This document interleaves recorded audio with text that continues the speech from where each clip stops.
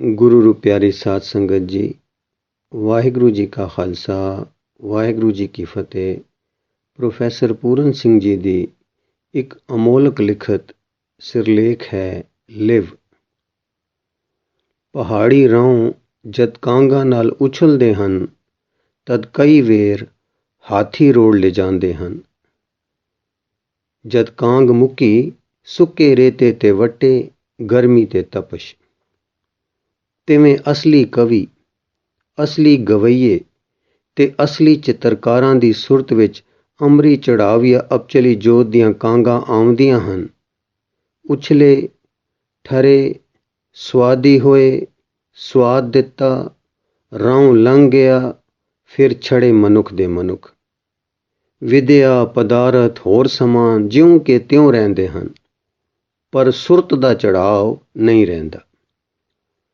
एक नदियां हुंदियां हन, इन्हां विच भी जद कांगां आउंदियां हन तद हाथी रुड़दे हन, पर कांगां दे मगरों ये सुक नहीं जांदियां, सगों लगातार 8 पैरे वेग वाली जलधारा चाहे थोड़ी चाहे बहुती वगदी ही रहिंदी है।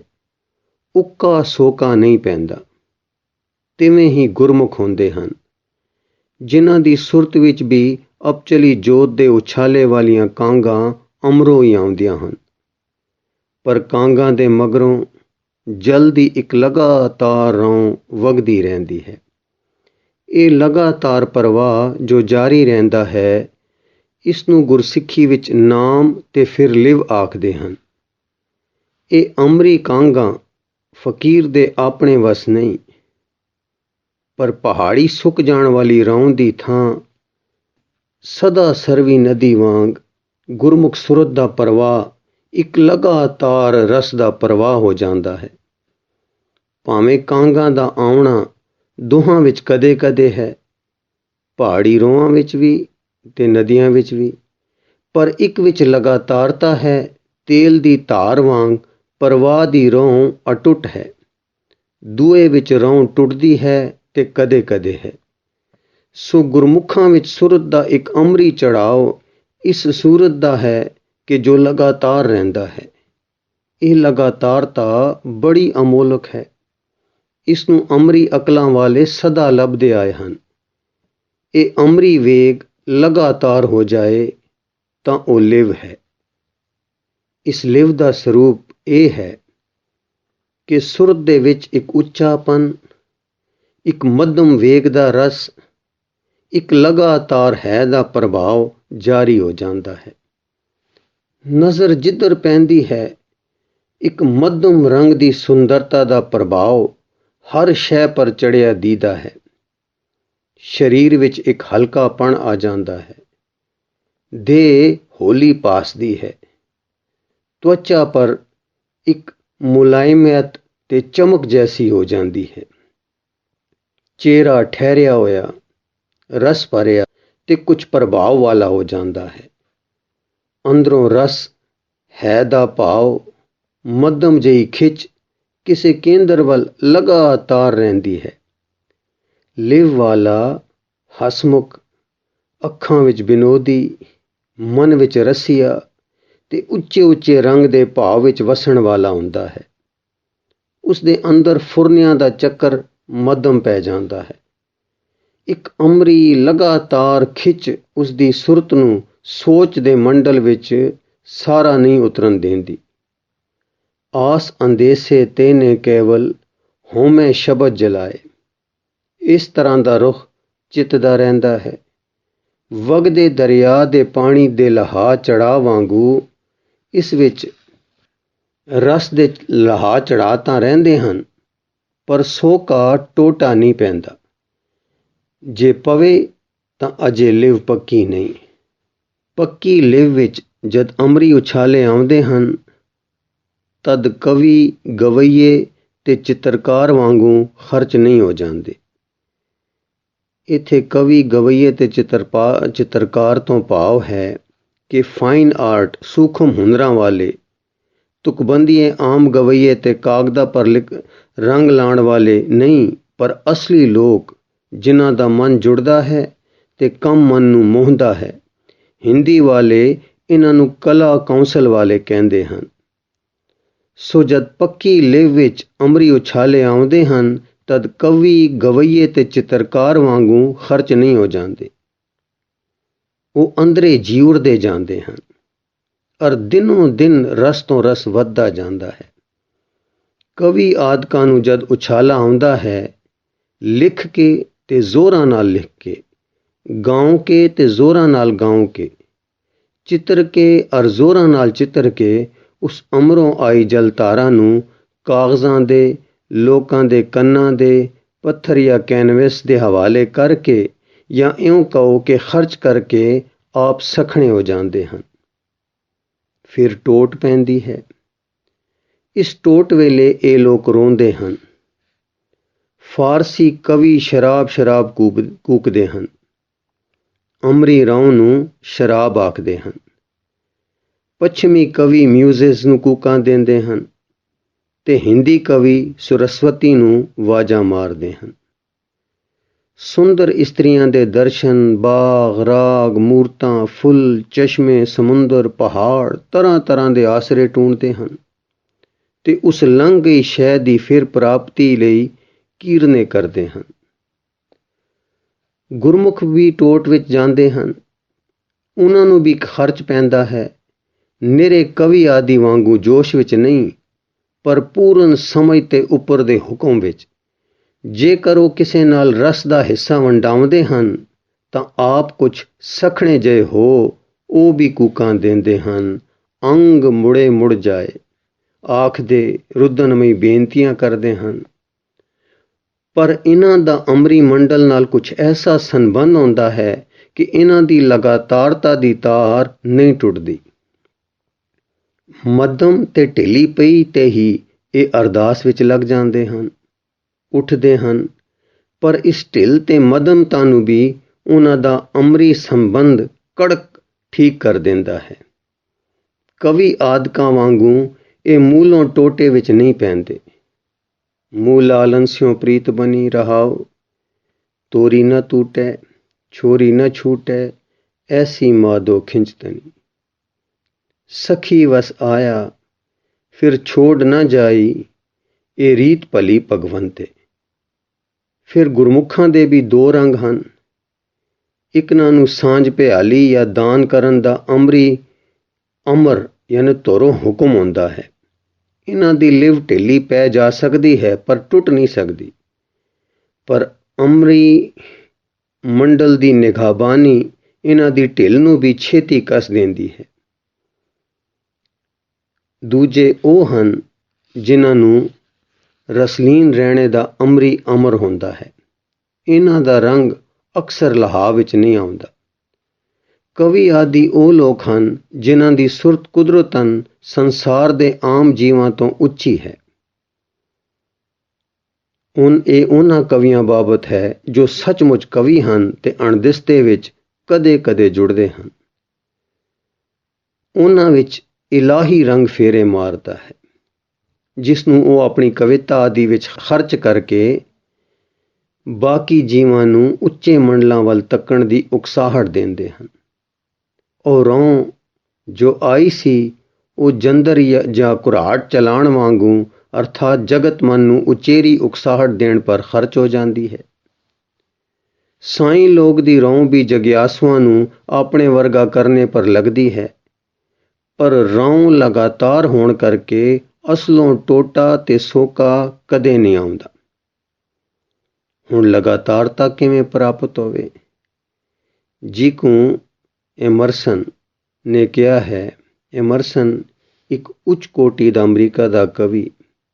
ਉਸਨੇ ਕਿਹਾ ਹੈ ਕਿ ਇੰਜਨ ਵਾਸਤੇ ਕੋਲਿਆਂ ਦੇ ਗੱਡੇ ਚਾਹੀਏ ਤਾਂ ਟੁਰਦਾ ਹੈ, ਪਰ ਕੋਲੇ ਕਾਲੇ ਹਨ ਤੇ ਚੰਗੇ ਨਹੀਂ ਲੱਗਦੇ। ਤਿਵੇਂ ਜਗਤ ਮਨ ਨੂੰ, ਬੁੱਧੀ ਵਾਲੇ ਮਨ ਨੂੰ, ਜਾਂ ਅੱਜ ਕੱਲ੍ਹ ਜਿਵੇਂ ਕਹਿੰਦੇ ਹਨ ਕਿ ਇੰਟਲੈਕਚੁਅਲ ਲੋਕਾਂ ਨੂੰ ਉਹ ਸ਼ੈ ਜੋ ਲਗਾਤਾਰਤਾ ਲਿਆਉਂਦੀ ਹੈ ਨੀਵੀਂ ਤੇ ਮਾੜੀ ਭਾਸਦੀ ਹੈ। ਭਾਸੇ ਭਾਵੇਂ ਕੁਛ ਹੋਰ, ਉਹ ਸ਼ੈ ਹੀ ਕਾਰਨ ਹੈ ਅਰ ਇਹੋ ਸੱਚ ਹੈ। ਲਗਾਤਾਰਤਾ ਦਾ ਵਸੀਲਾ ਇੱਕੋ ਹੈ ਤੇ ਉਹ ਹੈ ਦਾ ਭਾਵ, ਸਤ ਦੀ ਪ੍ਰਤੀਤੀ। ਸਾਡੀ ਸੁਰਤ ਟੁੱਟ ਕੇ ਹੈ ਭਾਵ ਤੋਂ ਨਿਕਲ ਚੁੱਕੀ ਹੈ ਤੇ ਜਗਤ ਪਿਆਰ ਵਿੱਚ ਹੈ, ਸੋਚਾਂ ਵਿੱਚ ਹੈ ਅਰ ਇਉਂ ਅਮਰੀ ਰਾਉ ਤੋਂ ਪਰੇ ਹੋ ਚੁੱਕੀ ਹੈ। ਆਸਾ ਅੰਦੇਸਾ ਦੋਏ ਪਟ ਜੜੇ। ਹੁਣ ਜੇ ਹੈ ਦੇ ਭਾਵ ਨਾਲ ਫਿਰ ਜੁੜੇ ਤਾਂ ਲਗਾਤਾਰ ਅਮਰੀ ਕਾਂਗ ਜਿਕੂ ਧਰਤ ਵਿੱਚ ਗੱਡੇ ਬ੍ਰਿਛ ਵਿੱਚ ਪ੍ਰਿਥਵੀ ਵਿੱਚੋਂ ਲਗਾਤਾਰ ਰਸ ਆਪੂ ਚੜ੍ਹਦਾ ਤੇ ਸਬਜ਼ ਰੱਖਦਾ ਹੈ, ਜਾਰੀ ਹੋ ਜਾਵੇ। ਹੈ ਕਰਕੇ ਉਹ ਕਰੇਨ, ਗੱਲਾਂ ਪਿਟਨ ਸਿਰ ਖੋਹੇਨ, ਨਾਉ ਲੈਨ ਅਰ ਕਰਨ ਸਮਾਏ, ਨਾਨਕ ਤਿਨ ਬਲਿਹਾਰੈ ਜਾਏ। ਹੈ ਦਾ ਭਾਵ ਟਿਕਣਾ ਕਠਿਨ ਹੈ। ਇਸ ਟਿਕਾਉ ਲਈ ਦਾਰੂ ਸਿਮਰਨ ਹੈ।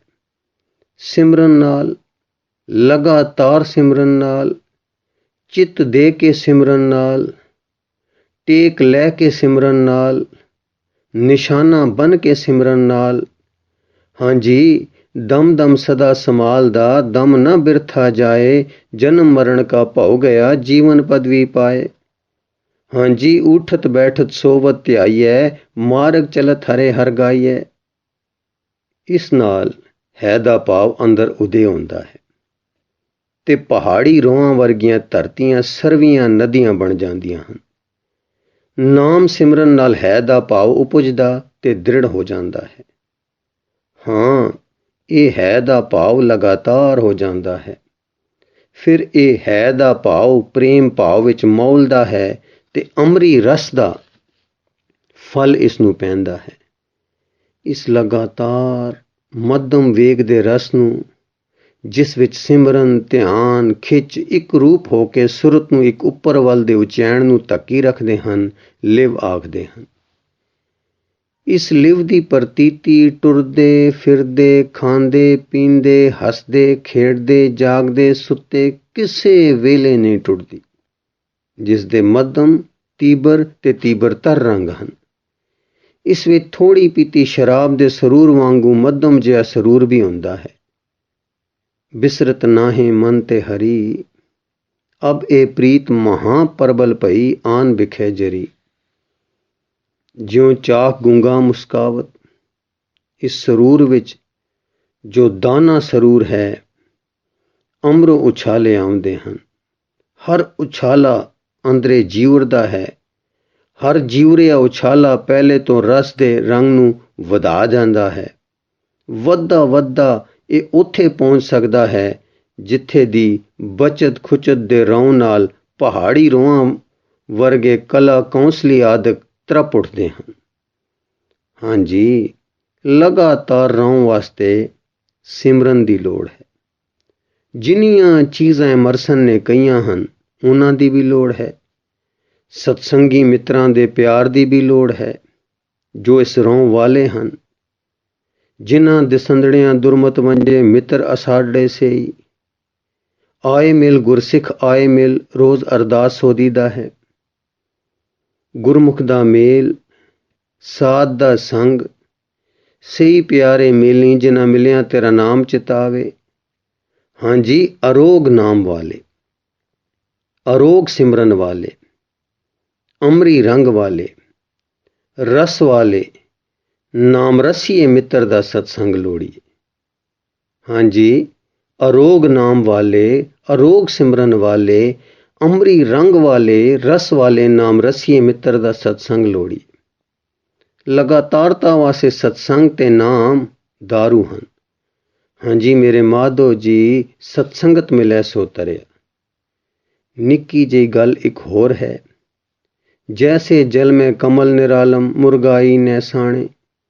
ਜਿਨ੍ਹਾਂ ਨੇ ਇਹ ਸੰਥਿਆ ਨਿਰਾਲਮ ਰਹਿਣੇ ਦੀ ਨਹੀਂ ਪਕਾਈ, ਉਹਨਾਂ ਦੀ ਲਗਾਤਾਰਤਾ ਕਾਇਮ ਨਹੀਂ ਹੋ ਸਕਦੀ। ਬਾਹਰ ਸੂਤ ਸਗਲ ਸਿਉ ਮੌਲਾ, ਅਲਿਪਤ ਰਹੂੰ ਜੈਸੇ ਜਲ ਮੈਂ ਕੌਲਾ। ਇਹ ਸਬਕ ਲਗਾਤਾਰਤਾ ਦਾ, ਸਿਮਰਨ ਦਾ ਆਦ ਸਬਕ ਹੈ।